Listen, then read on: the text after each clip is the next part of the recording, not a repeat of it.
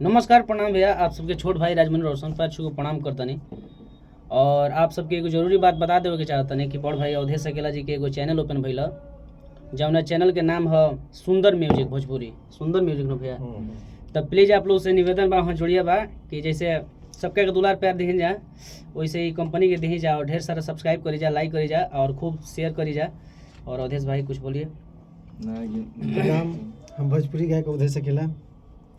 हमारे को चैनल आज ओपन भइल है सुंदर म्यूजिक, और लोग सब्सक्राइब कर ली। फर्स्ट वीडियो है और जितना भी गाना उना आई एक पल भोजपुरी सुंदर म्यूजिक से, और वो लोग सुनी प्यार दुलार दी।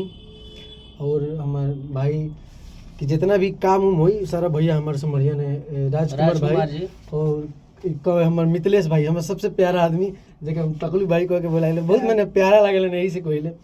और राजकुमार भाई जे चैनल के जे भी चीज़ बा सारा राजकुमार भाई हमारे समरियन वो एडिटिंग सारा चीज़ मैंने चाहिए वो जे भी चीज़ बा काम इनकर देखल बुझा मैनेजर बुझी कि यही बनी। तो प्लीज़ आप लोग से निवेदन बा, ये रिक्वेस्ट रही कि इस चैनल के सब्सक्राइब करी जा, सब्सक्राइब पर भूलम ना, ढेर सारा दुलार प्यार बनौले रही जा। और आज बताओ कि चाहते हैं कि सरस्वती पूजा यानी बसंत पंचमी बा भैया, तो सरस्वती पूजा के हमने के सब भाई की तरफ से ढेर ढेर शुभकामना बा। और माता रानी की कृपा आप सब पर बना रहो और खूब आगे बढ़ी जाए, जौना लाइन में बनी जा। जय माता दी, जय भोजपुरिया समाज, लव यू।